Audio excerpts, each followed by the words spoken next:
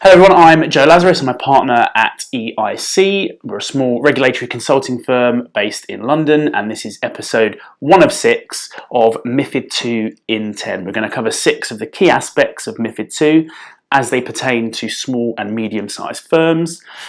Each episode is going to be no longer than 10 minutes in plain English, and we're going to cover a lot of the key high-level detail. Episode 1, product governance.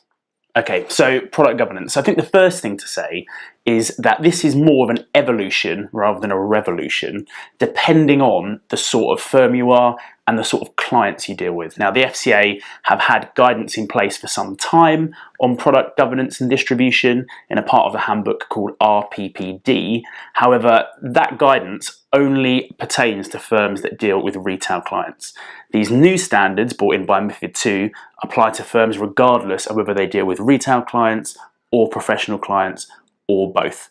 Now, unlike RPPD, which is purely guidance, there are some hard and fast rules that firms have to follow, and we're going to go over those in a bit more detail as we go forward.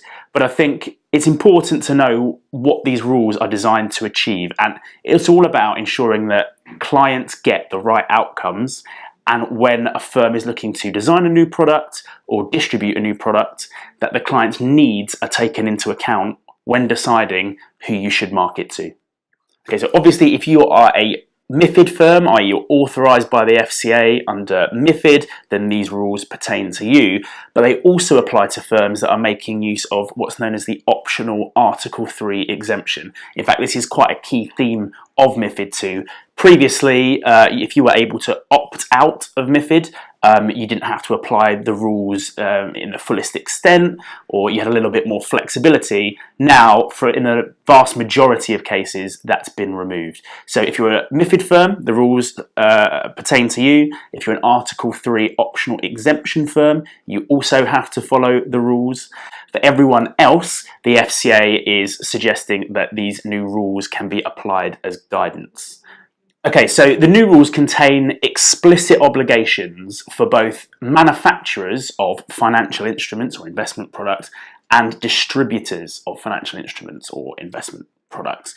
Now, broadly, they are the same for both, though distributors have a few additional obligations that they have to meet. But we're going to start off by looking at what manufacturers have to do to comply. Okay, so number 1 is identifying your potential target market. So a manufacturer is expected under the new rules to go through a process which is documented, which demonstrates how you have decided who your potential target market is for your product or investment instrument. Now, this needs to be quite a detailed assessment. It can't just be it's suitable for retail clients, it's suitable for professional clients. It needs to be broken down perhaps by age, perhaps by attitude to risk. There's a whole different set of scenarios that you can run through. Equally, you also have to identify a negative target market, i.e. who is your product absolutely not suitable for, which is a kind of new requirement. It can lead to some kind of interesting outcomes when you really start to sit down and work through who your product is not suitable for, but this is what the regulator wants to see, and it needs to be documented. All right, okay, so number 2 is product testing. Now, product testing works hand in hand with identifying your target market. So what the regulator wants to see here is a documented analysis of the risks that you believe your products could pose to consumers, obviously, and the risk that there are poor outcomes as a result of your product, but equally at a more macro level, whether your product poses any risk to the financial market in general. All right, number 3 is distribution. So obviously you've done your target market analysis and you've considered the risks that your product may pose. You then need to consider, based on that information, what is the most appropriate distribution channel or network to use to mitigate against the risks and ensure that your product is only marketed to those who you think it should target. Okay, and the 4th point on manufacturers is around senior management engagement and control. So this is an overarching point, feeds into everything else, but senior management are expected to be able to exercise sufficient control over the product design and governance process. Equally, staff that are involved in the design of new products must also have sufficient expertise, and compliance also have to be involved in the process as they're required to produce a detailed compliance report. And it's important to note that the FCA have the power to request sight of those reports, so it is important that this process is documented as thoroughly and as fully as possible. Okay, so we've moved on to distributors. Now, distributors are basically subject to all of the same rules that manufacturers are. So as well as the manufacturers identifying a potential target market, distributors need to do the same thing. Obviously, it's going to be a little bit lower down the scale, probably in a bit more detail, but distributors are also required to do all of the same things that manufacturers are. There are, however, a couple of additional elements. Firstly, as a distributor, you need to make sure you're getting all of this information from the manufacturer. So the compliance reports, how they've come to the decision on target market and risks, you need all of that information before you make a decision as to whether you can distribute this product or not. Secondly, you're also required to provide information back up the chain to the manufacturer on a periodic basis. What that looks like, it could be every 6 months, it could be annually, it just depends on the product. However, if there's a significant change to the product, then obviously you would want to redo all of that analysis. And the final thing to say is that if you are a manufacturer that is also distributing your own product, which is quite common, then obviously you're going to have to do all of these steps. So you're going to have to consider things both from a manufacturing and a distribution perspective. And if you've got internal departments, one for distribution, one for the manufacture of the product, which is obviously advisable, then they need to be talking to each other and written records kept of any discussions.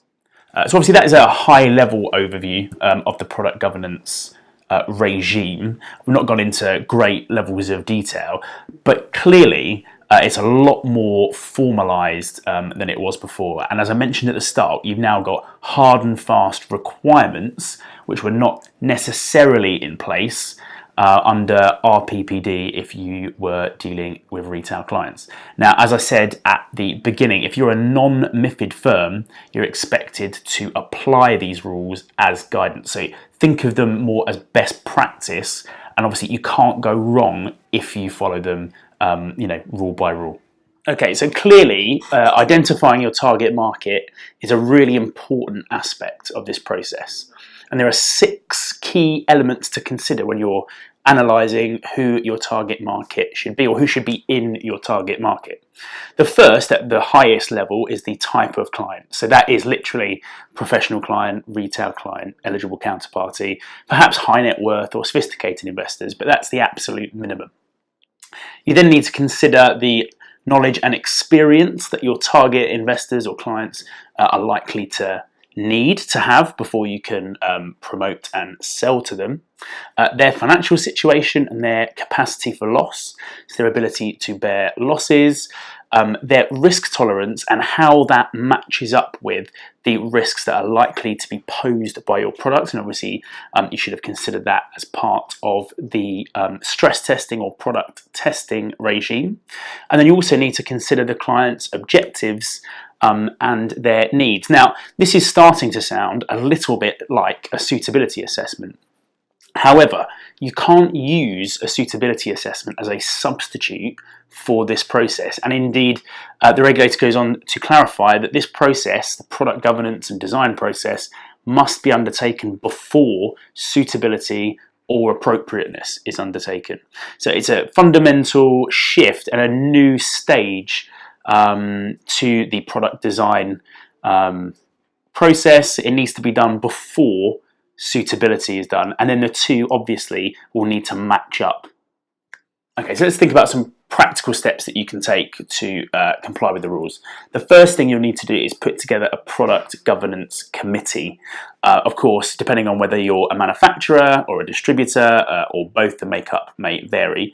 But I would suggest that you definitely need to have a member of senior management. That should be one of the directors or partners of the firm on the committee. The compliance officer clearly needs to be on the committee as well.